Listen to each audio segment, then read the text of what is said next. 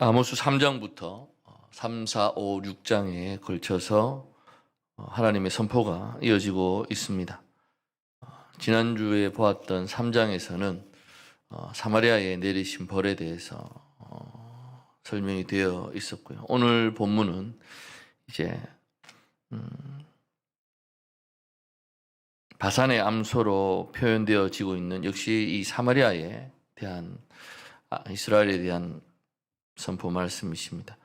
아모스서를 보시면 이제 여호와께로부터 온 것임을 알리는 표현들이 많이 있습니다. 다시 말해서 문장의 첫머리에 보면은 여호와께서 이같이 이르시되, 그리고 문장 끝에는 여호와의 말씀이니라 이렇게 표현이 사용되어 있습니다. 이렇게 사용했는 이유가 무엇일까요? 그것은 과연 지금 선지자 당신이 외치는 그 말씀이 하나님의 말씀인지를 묻고 시비 거는 사람들이 있었다는 것입니다. 우리가 갈라디아서를 비롯한 바울 서신에 보면 바울이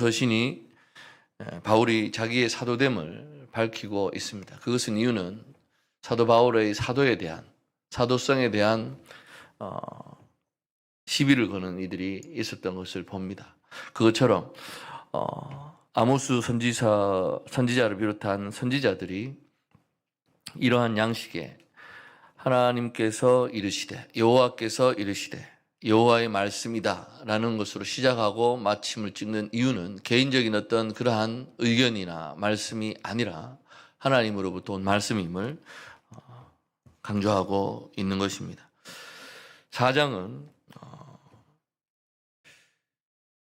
바산의 암소들을 향한 고발과 심판 선포가 일단 처음에 이어지고 있습니다. 바산이라고 하는 지역은 이제 우리가 잘 알듯이 바산 왕 옥의 땅이라고 하면서 이스라엘이 정복했던 그 땅의 이름으로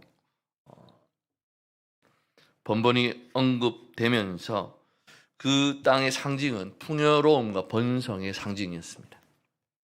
그래서 이스라엘의 재앙이 임한다 라고 할 때 바산이 메마르다라는 표현을 쓰기도 합니다. 바산, 특히 그곳에서 자라는 이제 가축들, 목초지로 유명하기 때문에 소가 많이 키워졌던 것 같습니다. 그래서 바산의 이 암소를 쓰면서 이 바산의 암소가 의미하는 것은 그 당시 북왕국 이스라엘의 어떤 번성과 풍요에 기반을 한 상류층 여성을 상징한다고 볼 수가 있습니다. 부유한 사회의 부귀영화를 보여주는 하나의 지표라고 할 수가 있겠습니다만, 구약 성경은 이런 권력의 부패와 더불어서 종종 여성들의 사치를 언급하곤 했습니다. 이사야서에서도 이 점이 고발되는데, 이사야 3장 16절에 보면 여호와께서 말씀하시되, 시온의 딸들이 교만하여 느린 목 정을 통하는 눈으로 다니며 아기작거리려 걸으며 발로는 쟁쟁한 소리를 낸다 하시도다. 이러한 현상은 우리 시대에서도 낯설지 않습니다. 권력층이나 재벌가 여인들이 서로 규합해서 사치와 허영을 일삼고 또한 은밀하게 그 힘을 휘두르는 그러한 일들이 빈번하게 언론을 통해서 노출되곤 하는 것을 봅니다. 이러한 일들을 보면서 우리가 여자들이 문제야를 말하고자 하는 것이 아니라 부패하고 수치스러우면서도 하나님의 말씀은 떠나버린 그러한 시대를 반영하고 있다고 보아야 할 것입니다. 사마리아의 풍요, 그리고 그로 인한 사치와 허영이라는 그러한 현실과 결부되어 있는 것은 결국 무엇이겠습니까? 그들이 행하는 가난한 자들에 대한 압제와 폭행이 되는 것입니다. 그들은 힘없는 자를 억압하고 가난한 자를 압제합니다. 이유는 자기들에게는 권력과 힘이 있고 부가 있다는 것이었습니다. 구체적 실상이 여기에서는 소개되지 않습니다만, 우리 2장과 5장, 8장에서는 가난한 자를 몇 푼 안 되는 돈에 넘기고 그 머리를 땅바닥에 짓밟았다라는 진술이 2장에 나옵니다. 그리고 5장에는 힘없는 자를 밟아버리고 부당하게 세금을 거두어 들였다. 8장에 보시면 돈 때문에 힘없고 가난한 이들을 매매했다라는 고발이 나오고 있습니다. 가난한 자를 압제하면서 이 여인들은 또 어떤 말을 합니까? 가장에게 이르기를 술을 가져다가 우리로 마시게 하라 하는도다. 어떻습니까? 조선시대에 만약에 이런 일이 있었다면 난리 났을 겁니다. 그죠? 근데 그보다 더 오래된 고대 사회에서도 이런 표현이 나오고 있습니다. 가장에게 이르기를 술을 가져다가 우리로 마시게 하라 하는도다. 남편을 향해서 술 갖고 오라고 하는 겁니다. 술 갖고 오라고. 어떤 하나의 비유적인 표현일 수 있겠습니다만 이러한 일들이 행해지고 있었습니다. 백성의 공고함은 아랑곳하지 않으면서 그들을 억압하면서 자신들은 그저 허영과 부와 권력에 취해서 술과 사취로 취해 살아가는 모습을 보이고 있으며 심지어는 남편에게 이렇게 예고한다는 것, 결국 실질적으로 여인들이 남편을 좌우하는 것을 보여주고 있습니다. 그래서 오늘날만의 모습이 아니라 여성들이 남성을 좌우하는 것은 아마 오래전부터 있어 왔던 것이 아닐까 생각해 봅니다. 내 백성을 학대하는 자는 아이요 다스리는 자는 여자들이라. 내 백성이여 내 인도자들이 너를 유혹하여 내가 다닐 길을 어지럽히느니라. 이사야 3장 12절에 나오고 있습니다. 물론 여성에 대한 이사야의 어떤 개인적인 그리고 그 시대적 한계가 반영된 표현일 수 있겠습니다만 이렇게 이사야서라든지 아모스서가 고발하는 본질적인 내용은 바로 권력과 부에 취한 이들이 저지르는 억압과 압제라는 것을 우리는 기억해야 할 것입니다. 풍요를 만끽하면서 사치하는 이들이 가난한 자와 힘없는 자를 억압합니다. 그들은 그렇게 힘없는 이들을 짓밟고 억누르는 것을 당연스러워합니다. 양심의 가책도 없고요. 마치 세상이 피라미드의 정점에 오른 사람들의 것이기에 정상에 선 이들은 그렇지 않은 이들을 압제하는 것을 당연하게 여기는 그러한 것입니다. 시편 73편 8절에 그들은 능욕하며 악하게 말하며 높은 데서 거만하게 말하며 기록합니다. 이러한 이들을 향해서 이제 하나님은 단호하게 심판을 선포하십니다. 4장 2절 3절에 주 여호와께서 자기의 거룩함을 두고 맹세하시되 때가 너희에게 이를지라 사람이 갈고리로 너희를 끌어가며 낚시로 너희 남은 자들도 그리하리라 말씀하십니다. 그의 거룩함을 두고 맹세하다라는 이 표현은 하나님이 반드시 행하실 것임을 강조하고 있습니다. 그래서 그들을 심판할 것인데 갈고리에 꿰인 고기처럼 끌려갈 것이라고 말씀하십니다. 그 이유는 가난하고 힘없는 자를 마음대로 억압하고 압제했기 때문입니다. 여기 하르몬이라고 3절에 너희가 성 무너진 데를 통하여 각기 앞으로 바로 나가서 하르몬에 던져지리라. 아직까지도 학자들 가운데 하르몬이 어느 지역을 지칭하는지를 밝혀지지는 않았는데 이제 짐작하기는 다메섹 밖으로라는 그런 표현이 있기 때문에 아마 다메섹을 넘어 어딘가의 지역을 가리킬 것이다. 또는 그 당시 이스라엘 최북단에 이제 헤르몬이라는 지역이 있었습니다. 거기를 가리키는 것은 아닐까.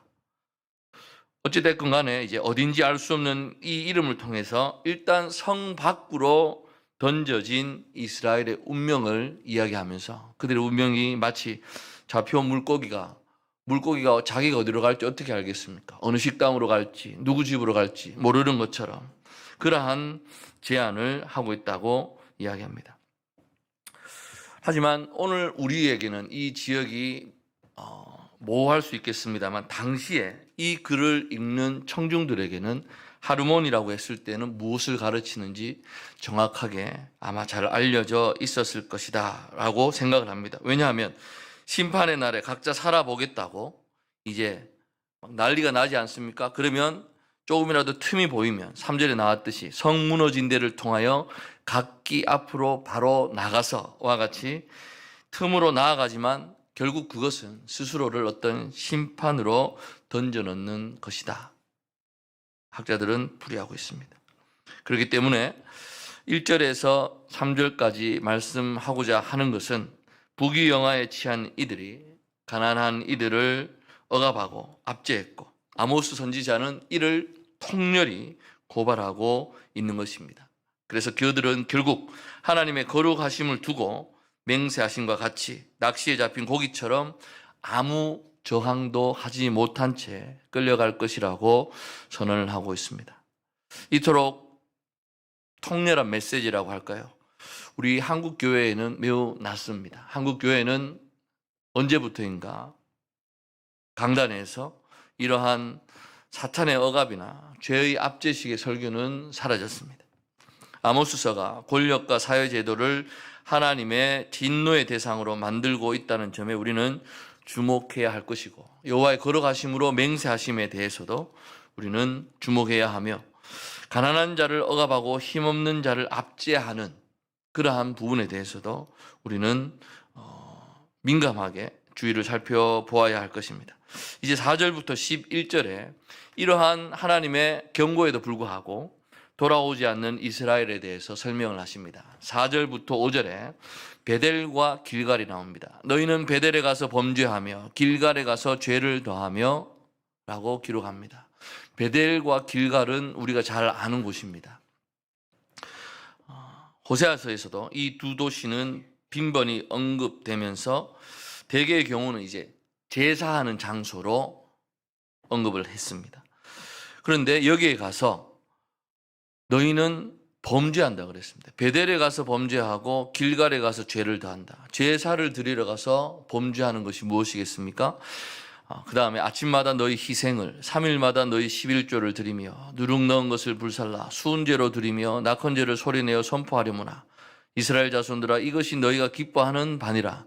주 여호와의 말씀이니라. 주님 앞에, 하나님 앞에 제사를 드리러 베델과 길갈로 갑니다. 가서 드리는 제사도 곡식과 포도주와 기름의 11조를 드렸습니다. 3년마다 소산의 11조를 드렸고요. 자신이 소유한 가축의 11조도 드렸습니다. 수은제도 드렸고요. 낙헌제도 드렸습니다. 수은제는 이제 감사제를 옮긴 것입니다. 그리고 낙헌제는 자원에서 드리는 제사인 것입니다. 그래서 베델과 길갈에서 이루어지는 일은 희생제사 그리고 11조 수은제와 낙헌제인데, 왜 하나님께서는 너희는 베델에 가서 범죄하며 길갈에 가서 죄를 더한다고 말씀을 하셨겠습니까? 이스라엘 자손들아, 이것이 너희가 기뻐하는 바니라. 열심히 하나님 앞에 제사를 드렸습니다. 그런데 이러한 제사가 결국 여러 이스라엘의 하나님을 사랑하는 방식일 뿐임을 그저 확고히 하는 것입니다. 삶과 일치되지 않는 그러한 제사는 하나님이 기뻐하시지 않는다라는 것을 우리에게 말씀해 주고자 하시는 것입니다. 아침마다 제사를 드리고 3일마다 11조를 드린다는 것, 그리고 여기에 언급된 여러 제사의 종류, 이러한 것들을 드렸다는 것은 지극정성으로 제사했다는 것을 보여줍니다. 언급된 제사가 이제 자신의 삶에서 경험한 것으로 드리는 감사제, 수은제죠. 그리고 자원하는 마음으로 드리는 낙헌제라는 점에서 4절, 5절은 당시 이스라엘이 자신들이 번영했던 그 번영의 출처, 그 번영을 제공하신 분은 하나님이라고 여기면서 그들은 열심히 제사를 드렸습니다.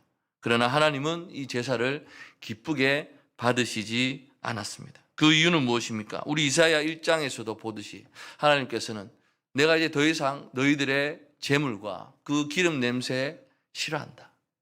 그것은 제사를 드리는 제사자들의 마음 자세가 하나님께 드리는 제사의 마음 자세가 아니었다라는 것이었습니다. 그래서 이스라엘은 정성스럽고 세밀한 제사로 하나님께 나아간다고 생각을 했습니다만, 정작 하나님이 재앙을 통해서 그들이 돌아오기를 원하셔도 그들은 돌아오지 않았던 것을 봅니다. 열심히 제사를 드리고 선지자가 이렇게 열심히 선포를 한다면 그들은 돌아오는 모습을 보였어야 했습니다. 그렇지만 그들이 지극정성으로 드렸던 그 제사와 하나님께로 돌아오는 것은 전혀 무관한 행동으로 나타났다는 것을 말씀을 하시는 것입니다. 그렇다면 결국 무엇이겠습니까? 그들의 제사가 하나님의 명령과 무관한 단순한 종교 행위일 뿐임을 보여주고 있습니다. 흔히 우리는 마음 없이 드린 제사가 문제라는 식으로 말을 합니다. 비판을 하고요. 그러나 아모스서는 마음을 담아 정성껏 드린 제사임에도 문제가 되는 것을 보여주고 있습니다. 그것은 무엇이겠습니까? 호세아와 아모스의 베델에 대한 고발을 이렇게 볼 때에 법적인 제단에서 드려진 제사라는 점을 강조하기도 합니다. 그러나 아모스서가 제단 자체의 어떤 불법성이나 장소의 불법성에 대해서 언급하지는 않습니다. 이사 1장에서 나왔듯이 예루살렘 성전에서 드려진 풍성한 제사를 하나님이 거부하셨던 것을 우리는 봅니다. 그래서 제대로 갖춘 제사를 거부하는 이 예언자의 선포가 아모스서, 미가서 이렇게 중심 주제이기도 합니다. 그것은 결국 무엇입니까? 관건은, 중요한 것은 예루살렘이라는 합법적인 장소냐 아니냐가 문제가 안 된다는 것입니다. 하나님께서 예루살렘에 꼭 와서 제사를 드려야 하나님께 드려지는 그러한 제사가 아니라 하나님이 어떠한 방식의 제사를 원하시는지 이들은 정확하게 몰랐다는 것입니다. 이스라엘에 드린 제사가 함께 살아가는 노비와 분깃 없는 가난한 레위인과 함께 나누어야 할 기쁨의 현장임을 오늘 본문은 보여줍니다. 그럼에도 불구하고 토지 소산의 어떤 만물 또는 11조에 대한 명령도 이러한 나눔과 연관이 됩니다만 그들은 그렇지 않았습니다. 그들이 준비한 많은 제물로 하나님 앞에 드렸고요. 그러나 그들의 삶 속에서는 어렵고 힘든 이들을 돌아보는 모습이 나타나지 않았다는 것입니다. 왜냐하면 토지 소산의 만물과 11조가 필요한 대상은 하나님이 아닙니다. 누구냐? 레위인과 제사장을 비롯해서 그들과 함께 살아가는 가난한 이웃들이었습니다. 그런데 이러한 희생제사와 11조와 수은제, 낙헌제가 풍성하게 드려지면서 자신에게 주어진 삶에 감사를 합니다만 이러한 제사가 결국 가난한 자와 힘없는 자에 대한 억압과 압제와 공존한다면 그것은 그들이 사랑하는 종교 행위일 뿐 하나님이 명령한 것이 아니라는 것입니다. 한쪽에서는 열심히 제사가 드려지고 있고 한쪽에서는 열심히 억압하고 핍박하는 그러한 일들이 벌어지고 있다는 것입니다. 그래서 그렇게 드려진 제사라도 그 자체가 의미가 있고 추가적으로 이웃과 나누는 삶을 애쓰면 되는 그러한 것이 아니라 그러한 삶이 없는 제사, 그 제사 그 자체로 무의미하며 하나님과 아무런 연관이 없다라는 것입니다. 이것을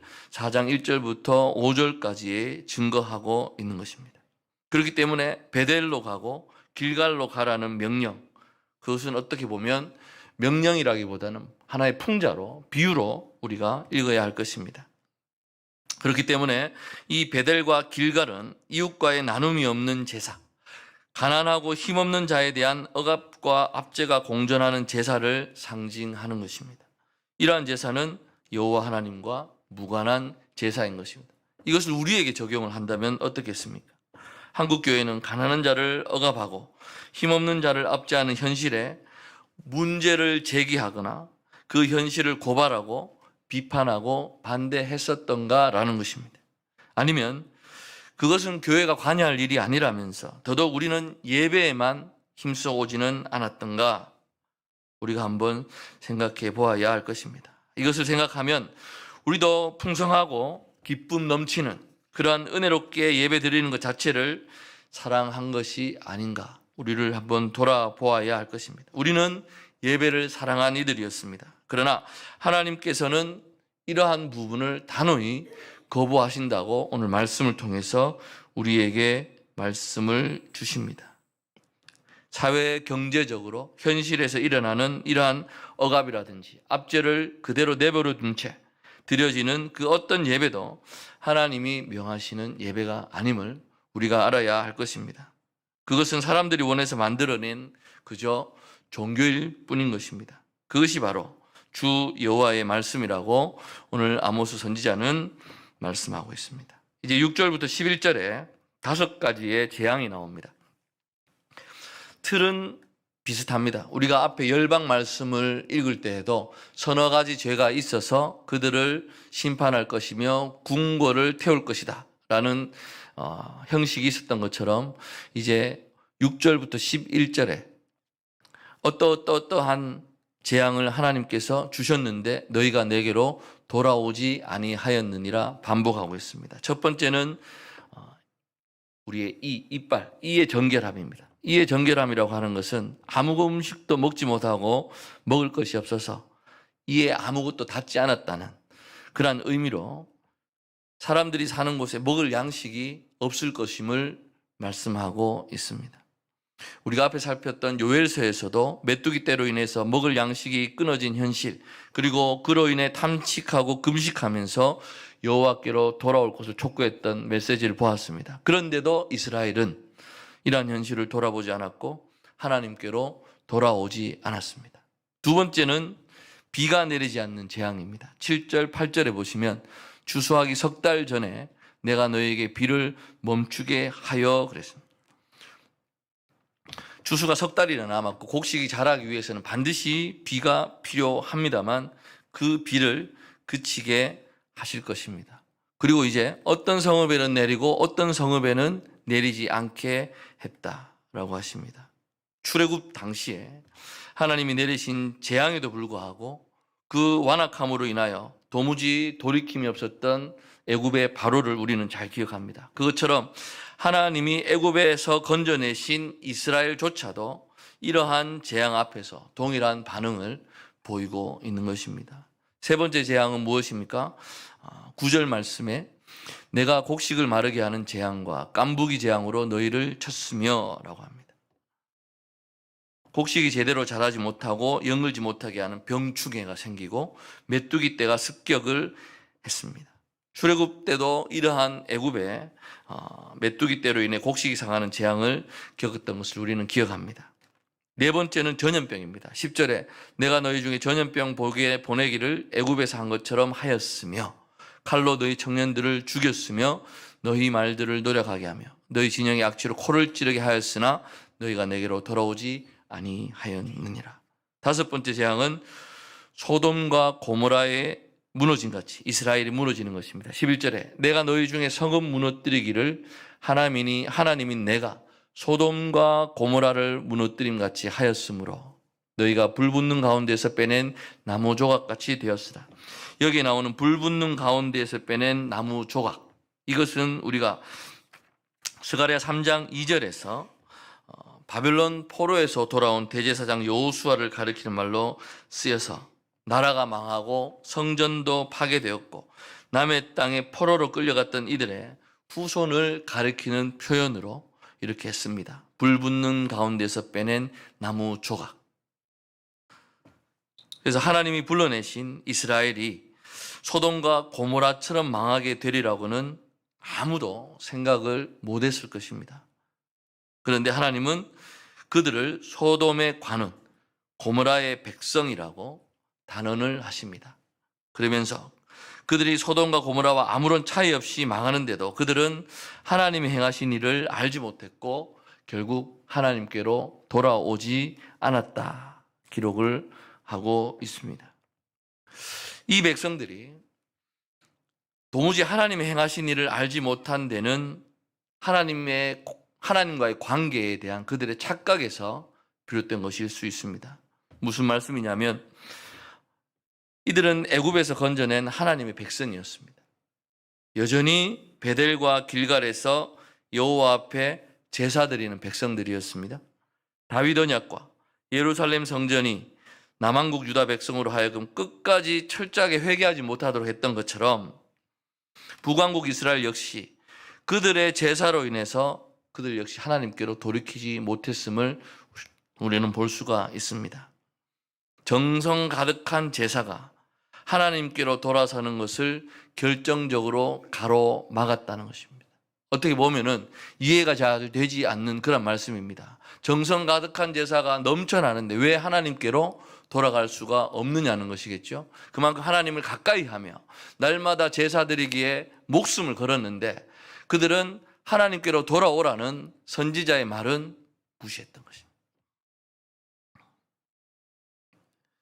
여기에 열거된 재앙, 예루살렘 성전 건립 후에 솔로몬이 드린 기도가 있습니다. 열왕기상 8장 23절 53절에 나오는데 거기에도 대부분 언급이 되고 있습니다. 하늘에서 비가 내리지 않는 벌과 전쟁에서 패한 벌, 기근과 전염병, 곡식이 시들고 깐부기가 나고 메뚜기와 황충이 덮치는 벌, 그래서 결국 나라가 망하고 적국에 끌려가는 벌 등이 열왕기상에도 솔로몬의 기도에 언급이 되고 있습니다.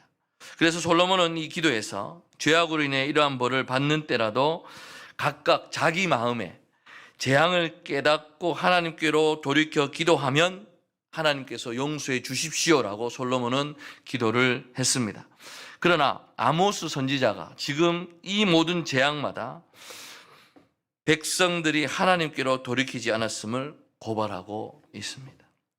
그래서 하나님의 이러한 여러 가지 재앙에도 불구하고 돌이키지 않는 이스라엘의 모습, 거듭되는 재앙에도 끝까지 마음을 바꾸지 않는 애굽의 바로를 연상시킨다고 볼 수가 있습니다. 물론 재앙이 임하는 곳도 있고 재앙이 임하지 않는 곳도 있다는 이 표현도 역시 마찬가지입니다. 출애굽 때 재앙 이야기와 비슷한 것입니다. 그래서 우리는 이런 여러 번의 재앙이 막 반복되면서 마침내 하나님이 최종적인 재앙을 준비하신다는 점에서 이스라엘과 그 이방 나라들이 비슷해지는 것을 볼 수 있습니다.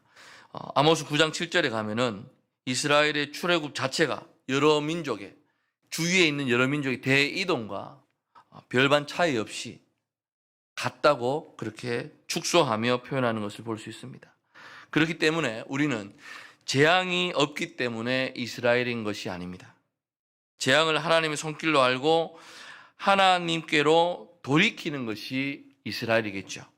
그런데 출애굽을 경험했던 이스라엘이었습니다. 그러나 이스라엘에게 요구되고 명령된 새로운 삶의 내용이 있어서 이스라엘이어야 하는 그러함에도 불구하고 이것을 오늘 우리 현실에 적용을 한다면 신앙 공동체라고 하는 것이 무엇입니까? 가난한 자를 돌아보는 삶으로 하나님의 가르침을 실행해야 할 것입니다. 그런데 그러지 못하고 그들이 경험한 거듭남의 경험은 그저 어떤 모든 종교가 지니는 체험의 하나일 뿐인 것입니다. 기독교 신앙을 갖게 된 건 역시 무수한 종교의 어떤 입문과 다를 바가 없는 그러한 상황이 된 것입니다. 수많은 종교의 하나로 전락해버린 기독교. 이것이 아마 오늘 한국 교회의 모습이 아닐까 생각해 봅니다. 어떻게 보면 너무 심하다라고 표현할 수도 있겠습니다만 물론 수많은 교회들이 열심히 하나님을 섬기면서 교회다운 모습을 갖추고 나아가려고 하고 있습니다. 그러나 이 말씀이 우리에게 주시는 바는 그 당시나 지금이나 하나님이 우리에게 주시는 말씀은 하나님의 이러한 선포가 있음에도 불구하고 이스라엘이 돌이키지 않았던 것처럼 하나님을 믿는다고 하는 교회가 수없이 많이 생겨나고 존속함에도 불구하고 교회는 교회답지 못한 모습을 보이고 있다라는 것입니다.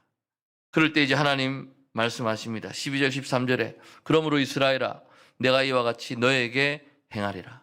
내가 이것을 내게 행하리니 두 번을 반복해서 강조하시면서 이스라엘아 내 하나님 만나기를 준비하라. 여러분은 하나님 만나신다고 하면 기분이 어떠십니까? 좋지 않겠습니까? 그죠?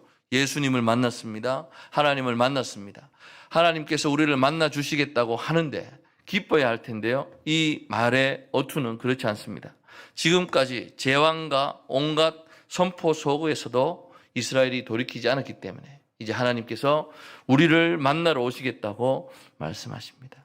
그러면서 13절에 아모스 선지자는 말합니다. 보라 산들을 지으며 바람을 창조하며 자기 뜻을 사람에게 보이며 아침을 어둡게 하며 땅의 높은 데를 밟는 이 창조주 하나님이십니다. 그의 이름이 만군의 하나님 여호와시니라. 하나님께서 만드셨기 때문에 이 만드신 창조 세계를 하나님께서 다시 변화시키고 변혁시키시겠다고 말씀을 하고 계십니다. 말씀을 정리하겠습니다. 이스라엘의 상류층을 단적으로 보여주는 여인들의 사치 그리고 가난하고 힘없는 자에 대한 억압, 착취에 대한 고발이 4장을 시작했습니다. 이러한 사회경제적 불의와 나란히 존재하는 것이 무엇이었습니까? 베델과 길가를 중심으로 하는 정성스러운 예배와 제사였습니다. 4장은 그러한 현실에 대해서 단호하게 심판을 선포하시는 하나님을 증거합니다. 그들이 저지른 억압과 불의가 그들이 어떤 삶을 사는지 단적으로 보여준다는 점에서 그들이 드린 제사와 정성, 그것은 그들이 하나님께로 돌아왔다는 것을 의미하지 않았습니다. 하나님은 여러 재앙으로 그들을 치셨습니다. 그러나 그들은 깨닫지 못했고 하나님께로 돌아오지 않았습니다. 애굽의 바로가 끝까지 그 마음을 완악하게 했던 것처럼 하나님의 백성 이스라엘도 끝까지 하나님께 돌이키지 않았던 것을 우리는 말씀을 통해서 볼 수 있습니다. 그러자 천지를 지으시고 뜻대로 주관하시는 하나님께서 그들을 직접 만나시겠다고 말씀을 하십니다. 오늘 말씀을 묵상하는 가운데 여러분들께서도 과연 나의 신앙생활은 종교생활은 아닌지 철저하게 말씀에 비추어 체크를 해 보셔야 할 것입니다. 하나님은 우리에게 분명하게 말씀하고 계십니다. 수없이 많은 제사와 예배가 있지만 그것이 제대로 된 진정 어린 제사가 되기 위해서는 우리의 삶이 하나님의 말씀과 함께 행해져야 된다는 것입니다. 6일간의 삶 속에서 우리가 하나님의 뜻을 행하고 하나님의 뜻대로 살아가는 가운데 우리가 주일날 주님 앞에 와서 드리는 예배와 그렇지 못한 예배는 엄연한 차이가 있는 것입니다. 그러나 사람들은 그러함에도 불구하고 주일날 와서 드리는 이 예배가 풍성하고 더욱더 커지는 가운데 그들은 그들의 신앙이 자라나는 것처럼 생각했던 것을 볼 수가 있습니다. 말씀을 묵상하시면서 하나님 앞에 우리가 우리의 삶은 어떠한가 한번 깊이 돌아보시는 귀한 시간 되시기를 간절히 소망합니다. 기도하겠습니다.